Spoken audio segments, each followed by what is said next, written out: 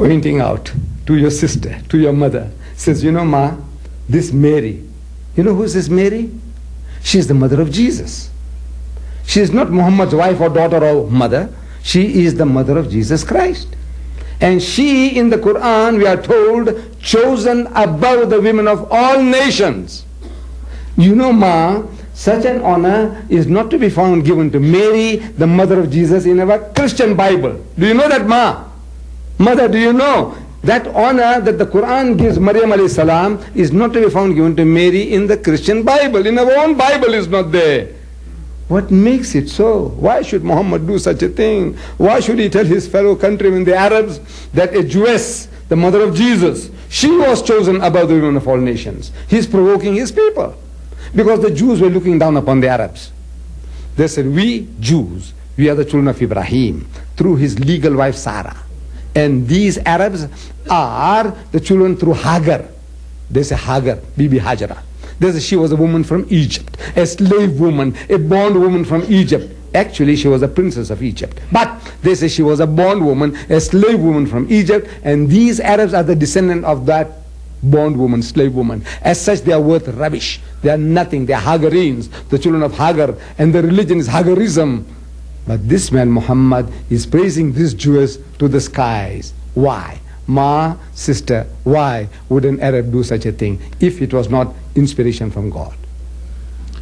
ينصحه بأن على سبيل المثال يتكلم مع أخته أو مع أمه ويثير اهتمامها بسؤالها: هل تعلمين ماذا يقول القرآن عن السيدة مريم؟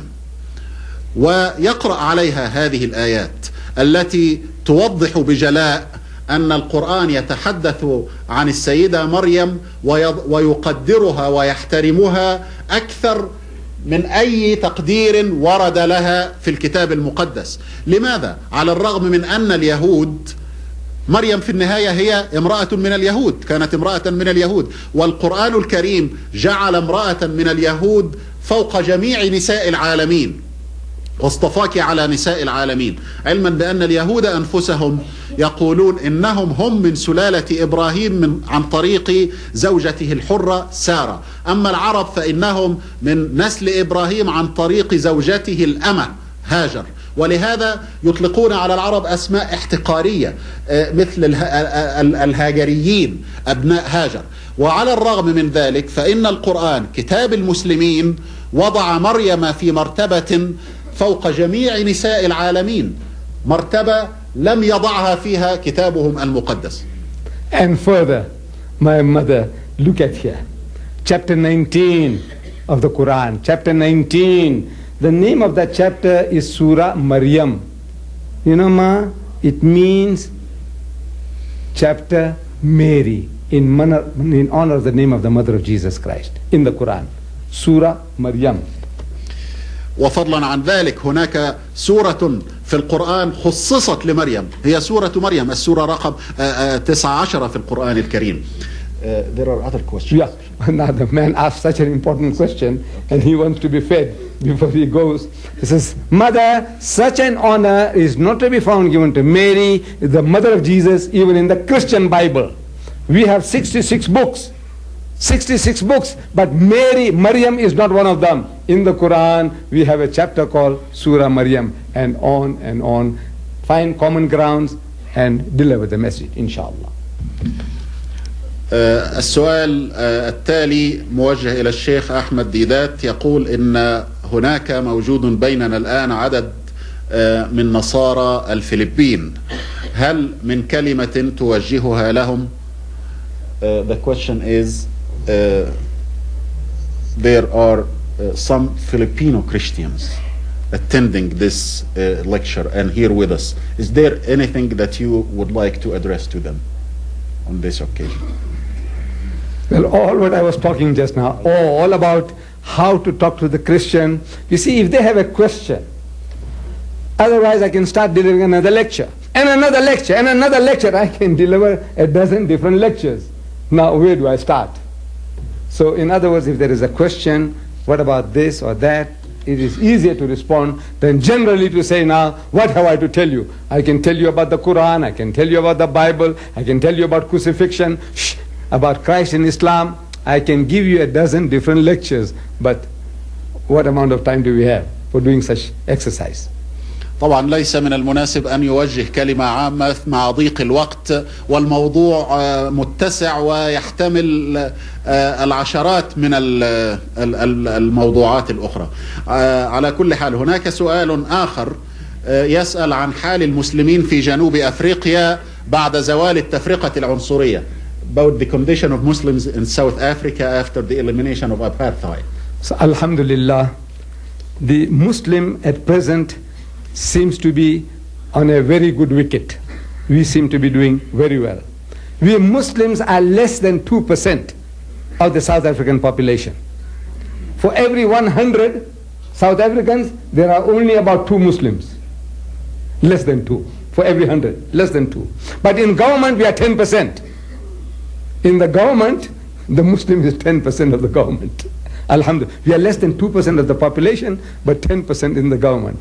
The Minister of Justice is a Muslim. The Minister of Water Affairs is a Muslim. The assistant to the Foreign Minister is a Muslim. So, and Alhamdulillah, we have done well, and I think we have got a good opportunity for doing Dawah. It is for the Muslims to wake up and do Dawah. That country is open now. It's open now for us to go and do Dawah, and we need the help of our brethren. We need you, my brothers, to come and teach us Arabic. Because our people, the whole non-Muslim, non-Arab Muslim world, they need you. Wallah, they need you. The whole 90% of the Muslims of the world are non-Arabs. They all read the Quran. They all read the Quran without understanding one word. It's a pity, wallah, it's a pity. We need you. Allah gave this, revealed this book in your language, to you, in your language, that it can become the vehicle, the means of His message to mankind. In the first instance, you did the job, and now you stop doing the job. Now it's about time that you again now, those people, that's 90% of the Muslims of the world, they are Muslims already, go and teach them Arabic, that they can understand the Quran direct. They need that more than anything else from you. We need you, volunteers at the Qura University. You're training the young men. I said, look, send them overseas to teach people Arabic, to Pakistanis, Hindustanis, Bangladeshis. Teach them Arabic. They already know how to read. Teach them the language that they can understand, and the whole world becomes an Arab world. Wallah, because of Nabi Kareem sallallahu alaihi wasallam, he said, and I'm quoting correctly, that anyone who speaks Arabic is an Arab. The Sudanese say he's an Arab. The Egyptians say he's an Arab. I say they are Africans. The Libyan is an African. The Moroccan is an African. But he say he's an Arab. I see, I agree. Why? Because our Nabi said, anyone who speaks Arabic is an Arab. So can you imagine the whole of Pakistan speaking Arabic? That's also part of Arabia. And whole of India, 150 million. And the Bangladesh is also Arab. And Indonesia is also Arab. And Malaysia is also Arab. Can you imagine, just by talking the language? And it is all in your hands. I'm passing this on to you, that you, my brothers, you have to do that job. Teach my brothers and sisters the Arabic language. ردا على السؤال، يقول الشيخ إن جنوب أفريقيا وخصوصا بعد زوال التفرقة العنصرية تعد الآن بلادا مفتوحة للدعوة الإسلامية بكل حرية، وعلى الرغم من أن التعداد العام للمسلمين نسبة إلى بقية أفراد الشعب لا يتعدى 2%، إلا أن وجودهم في مناصب الدولة يزيد على 10%، ومنهم وزراء حتى في الحكومة. على كل، الدعوة الإسلامية في جنوب أفريقيا تمضي بصورة جيدة، ولكنهم شأنهم في ذلك شأن كل المسلمين من غير العرب، يحتاجون إلى العرب. وبالمناسبة العرب المسلمون لا يشكلون من مجموع المسلمين أكثر من 10%.